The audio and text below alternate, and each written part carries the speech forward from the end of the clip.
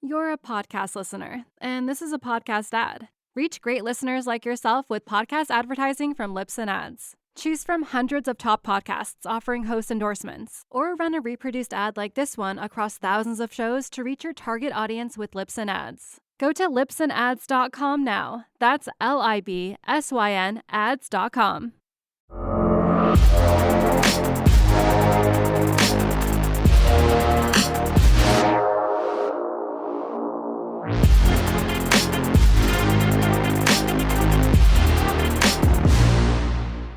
Hello and welcome back to Chasing Excellence, a show about chasing what truly matters.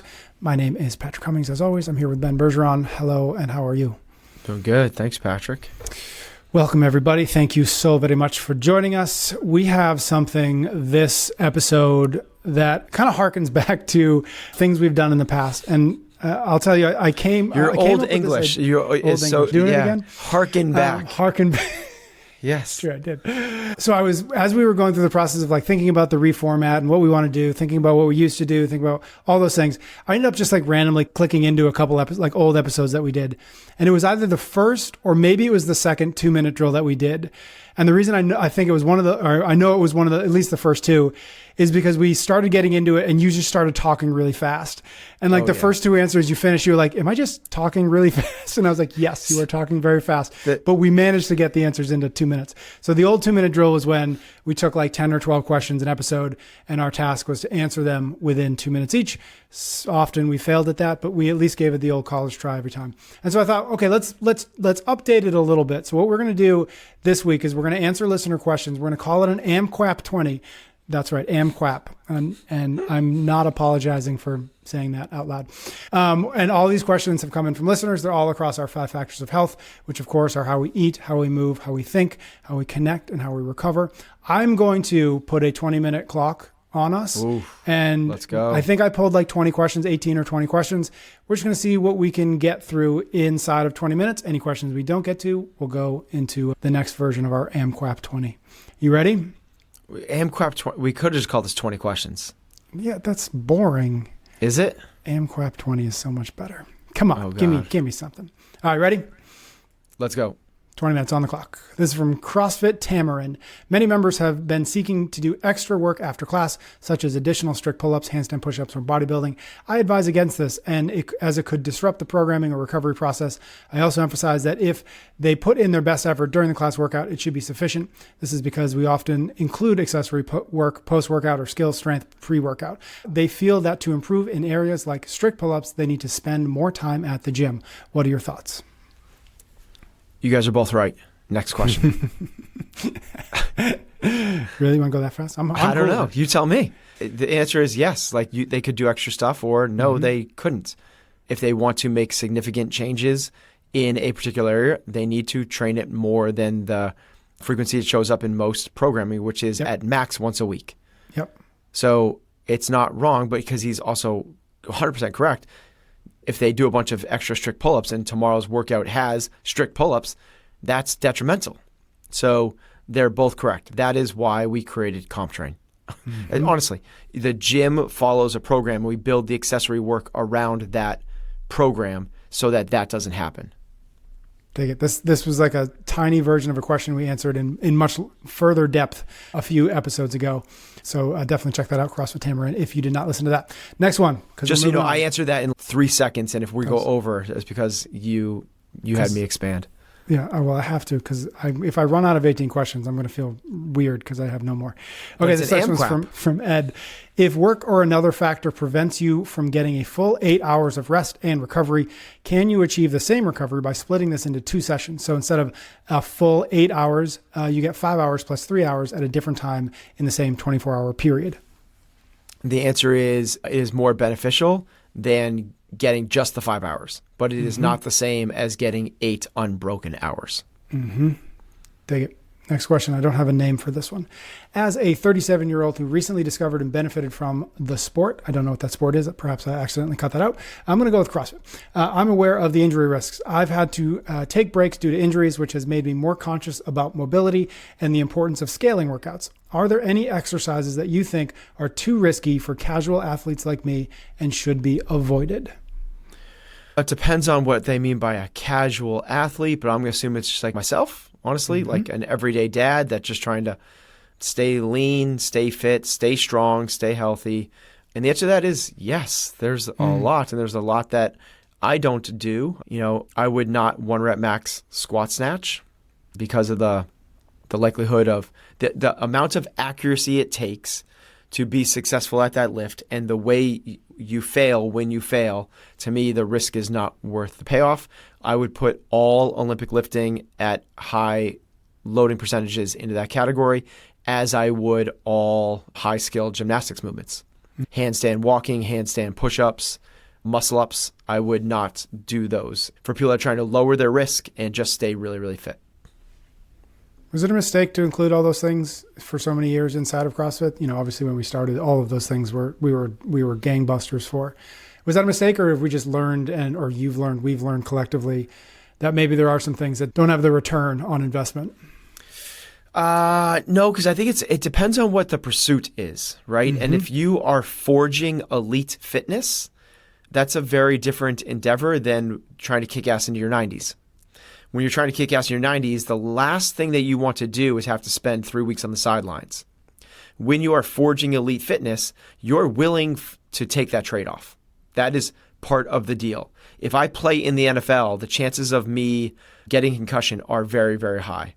I do not want to partake in anything that the likelihood of me getting concussion is high as the NFL. So that's not the reason I'm not in the NFL, but you get the point.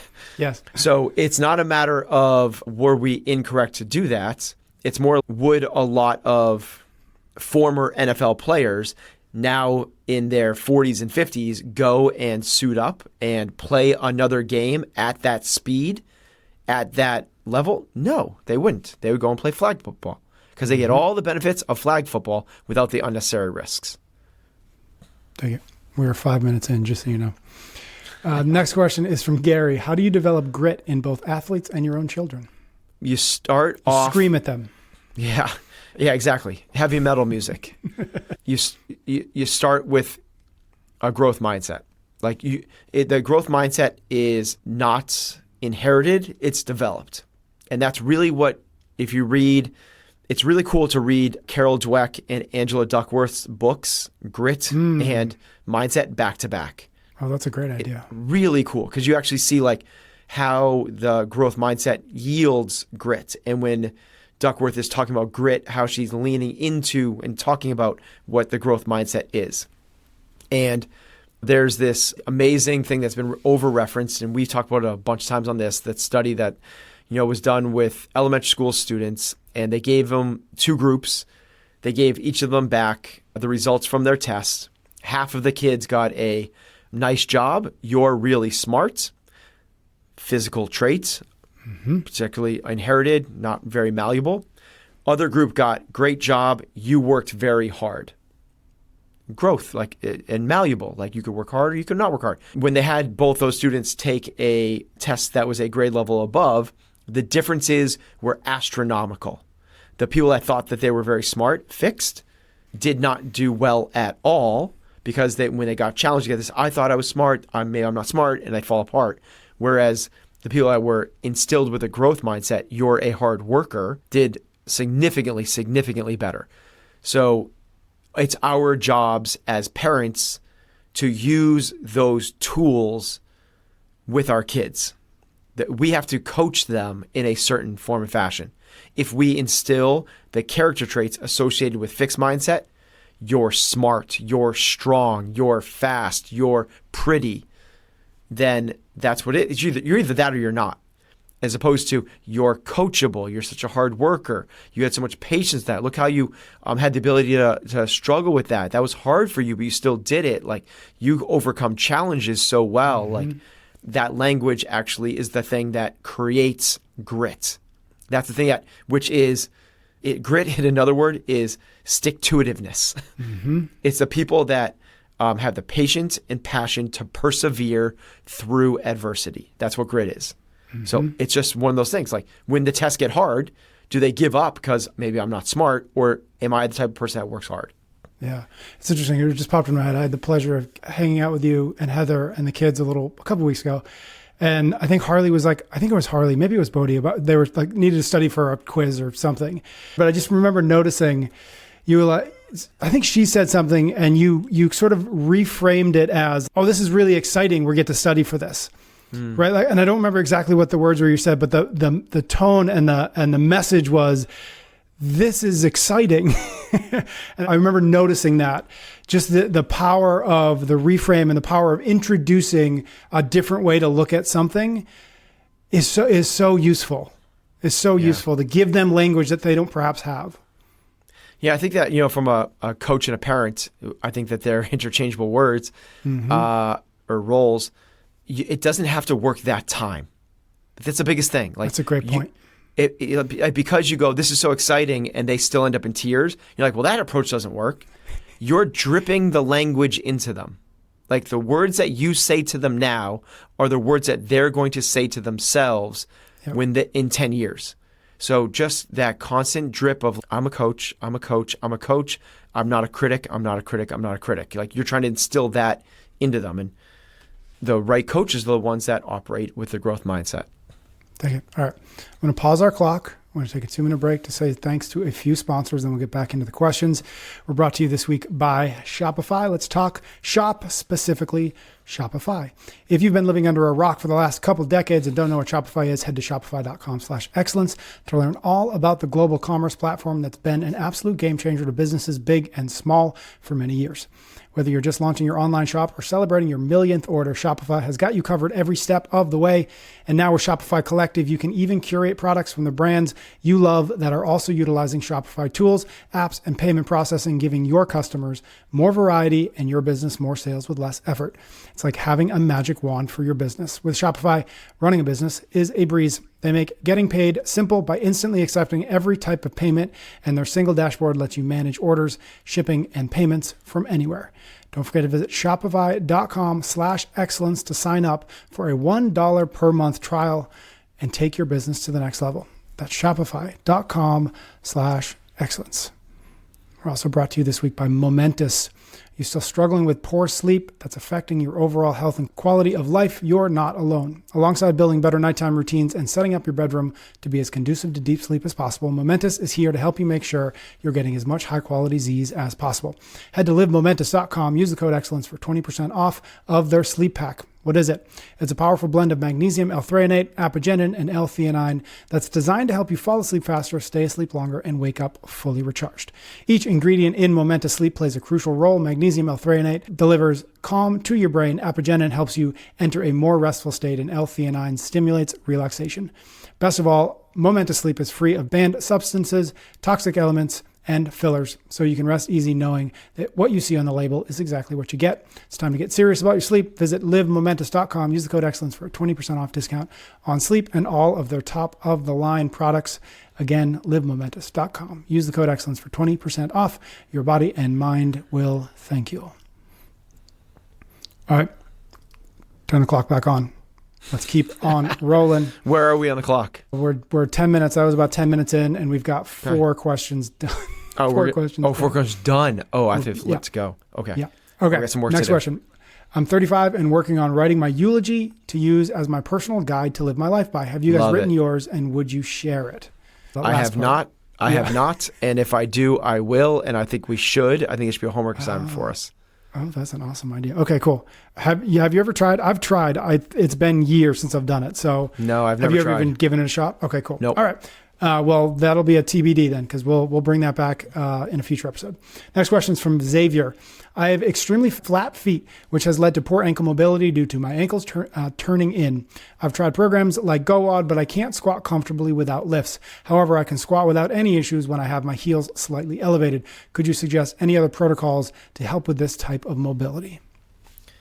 I'll do 2. First one is continue to squat with your heels elevated. That's okay. Wear Olympic lifting shoes. That actually is a good way. It's really hard to increase squat mobility of your ankle if your shin is perpendicular to the floor. There's basically 0. If you elevate your heel, that angle, while the angle of your foot to your shin is the same, you are no longer perpendicular to the floor. So the weight will now drive your knee forward. You can actually increase mobility just through squatting. The second one is probably, I think it's the most common one, so you could easily look this up, but it's a banded stretch where you put the band across the top of your foot. It's attached to the rig or some solid object behind you. You elevate your foot on a bench, and then you drive your knee forward. That little band will pull, so it creates a little more slide and glide of the ankle.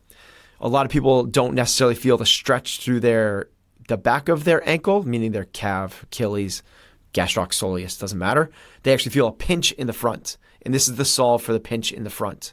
So if you've done a lot of stretches traditionally where you do the toe up and lean into it, like you elevate your ball of your foot on something and drive into it, whether it's a wall or something else, and that doesn't help you, this is what will. So there's two to help with ankle mobility. Is that something you do every day, every other day, as much as you can? If you really want to make change every single day. Every single day. Next question is from Natalie. She says, I'm 46 and started doing CrossFit 5 to 6 times a week this year, losing 30 pounds since November of 2022. My question is about the stubborn belly fat. If I continue to attend the gym regularly and maintain a clean diet, will I eventually lose this fat? Maybe. Yeah, I'd have to know a little bit more about how long she's been on this protocol. When was the last time she stopped seeing change? Has it been weeks, or she said 5 or 6 days a week? How long? Maybe she gave a little bit more of a hint. 5 to 6 times a week this year, losing 30 pounds since November. That's hard to know. So yeah. Yeah, I would keep on the protocol, but if you don't see changes in a month, so that's have you been going 5 or 6 days a week for a month without seeing change? Because week to week, day to day, we're gonna definitely undulate a lot, particularly females more than guys. But if you're not seeing it month over month, then it's time to make changes. And from there, as we talked about in a recent episode, after you're doing the 5 or 6 days a week, it doesn't go to more training, it goes to the kitchen. So you're eating real food, cool. What percentage is real food? And are we dialing in the amounts? So really, if you want to lose weight, the number one thing for losing weight is just calories. Mm-hmm. So after you're eating real food, cool, but what's the calorie intake? And track it for a week, know what that number is, decrease it by 250, and follow that for another 2 weeks and see where you are. All right, next one's from Caroline. My husband and I have been doing and coaching CrossFit for almost 10 years now. Each year, we successfully integrate new and healthy habits into our lives. This year, we welcomed our first child and are focusing on instilling healthy habits in her, which we found also helps improve our own. However, we're facing challenges with her diet. As a couple, we eat clean and intermittent fast, which obviously doesn't work for our kid. Dinners aren't an issue at all because she'll eat what we are having as a family, but finding lunch and snack options that are quick, travel well, and aren't in a package is getting hard. She goes to daycare during the day, so we pack her a cold lunch snacks each day. Any tips, easy options, or resources you found that work for you? Yeah, it's really what works for her. This is the most individualized thing. We have 2 young ones at home, and they're totally different. So I have met parents that are very stringent with this, and they go, "This is what you're getting." And our kids, if we do that, they're probably trading out for other stuff. They're like, right. And they're smart. They're like, for those cheese puffs, I'll give you $3 next week. The kids are like, all right. Yeah. But, we've gone to things like egg sandwiches is a big popular one for us to try to for us, it's like, can we get some protein in them without going to the crap food? Yep. I'm not necessarily worried about, they're both doing gluten-free stuff. They're doing egg sandwiches on gluten-free bread. That's a win for us. That's for breakfast. Some cut up cantaloupe, a little bit of bacon, sliced fruit is a win. Watermelon is a win. We'll do peanut butter sandwiches. It's not the best thing, but you're not trying to. Done is better than perfect. Mm-hmm. So if you try to be perfect with this, chances are you're going to end up with nothing. Like they come home. We tried that, and they came home with the food. Yep, it's okay. Yeah, we've done beef jerky. We've done self-popped popcorn. Grapes, fruit is a really big Fruit's one. A win. Yeah. Cheese sticks, not awesome, but that's not terrible. Milk. Yep. that type of stuff. Yeah. A second, the cheese sticks. I think that tends to be a win. The perfect bars have, I forget what they call them. They call them snack bars. Yep. But, again, none of this is like perfect, but like I always consider that a win because I can get some protein in them. And then my boys tend to like hard-boiled eggs. So we'll buy hard-boiled eggs at the grocery store and they'll without the yolk, they won't do the yolk, but with a little bit of salt, they'll eat those. So again, those are, I think I'm in your camp, which is like, where are the little wins that we can get, knowing that it's not going to be perfect and knowing that some days we're going to lose. Yeah. If my kid's bringing some sliced fruit, a cheese stick, and a peanut butter sandwich to school, and that's what they're eating, maybe some self-pop popcorn as like their treat, compared to the Doritos, the Skittles, the vanilla wafers, and a Pop-Tart, which are some of the other schools. Like I'm not upset with the way my kid is eating. Yeah, I'm with you. All right, 2 more minutes left. Ben has talked, this is the next question. Ben has talked a lot about journaling. How should someone start journaling? Any sources for ideas, techniques, etc.? Yeah, I just really love the James Clear journal. Yeah, you mentioned it's very autonomous, meaning like it's not directed. But the way I've done it is each day, the beginning of it has 30 days for each month. And the way I do it is in that first section, I write down one memorable thing from yesterday. So it makes me reflect on the day before. And did I do something besides work out and go to work? Like, and it's crazy how hard it is sometimes to find something, which is cool because I want to make sure. Does it have to be not work related when you do that, or can it sometimes be? No, it can be. Yeah. But you'd be surprised. I don't want to put like I recorded a podcast. Yeah. Because the idea is when I want to read that at the end of the year. So I'm going to spend some time reading 365 lines. And this is my year last year. And I want to remember the things that I did. Well, if I record a podcast every 7th day, that's not very memorable, right? Got it. Yep. But things like after work, walked down to the town center, got an ice cream with my daughter, and listened to live music at the Common. Like that type of cool. I like that. So anyway, I'm going to do this fast, but record one thing. Each day I record something that I'm appreciative of, something that I'm excited for, something that what's my intention for the day, and then I read something and journal a sentence or two about it. And then in the back, there's this awesome trackable thing. And I write down 20 habits I want to track throughout the week, and that's how I do it. So what's a good place to start? The question, buy the James Clear journal. Love it. All right, we're going to wrap it up there. Thanks, everybody out there who do send us questions. Best way to do that these days is to go to www.chasingexcellence.email and get on our free newsletter list. Every weekend, we will send you a newsletter with what we've put out in the week, as well as a link to a form, and you can submit your questions, and we will get them into a future episode, maybe an AMQAP episode. I just wanted to How many did we get? What was that? What's our PR? 9, I think we did 8 plus 1 that gave us homework with the eulogy. Okay. So that counts. That was a question, so we answered it. So 9 questions we got. 9. Yep. Yeah. Before we go, we used to do testimonials a lot.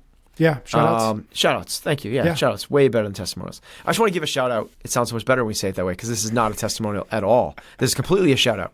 Cool. So we had a visitor at the gym today, took the class that I took. I worked out a bit earlier than I normally do. I took the 6:30, and we had a visitor named Sean come in. And Sean was like, hey, I listen to the podcast a lot. Big fan. He gave me like a little gift bag. I said I like Bear Bells, and he gave me 2 Bear Bell flavors I've never had, and a really nice card. But here's the shout out.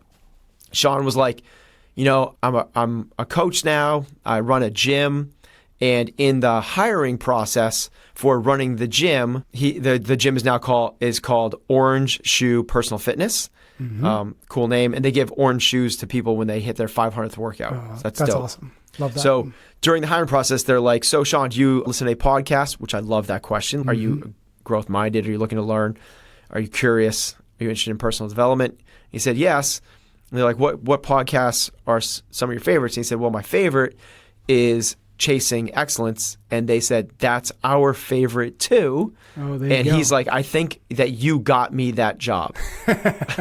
So big shout out to Sean, Tom, and Kelly of Orange Shoe Personal Fitness. Love that. Giving an orange shoe. Is that the what is this, the orange shoe? Do you have any sense of what the meaning of that is? Nope. All right, well, let us know, guys, because now we're curious. That's a cool idea. Earn some orange shoes. Take that. Thanks, Sean. Thanks, everybody who sends us nice notes. Thank you for your ratings and your reviews. Ben and I will be back soon for a brand new episode of Chasing Excellence.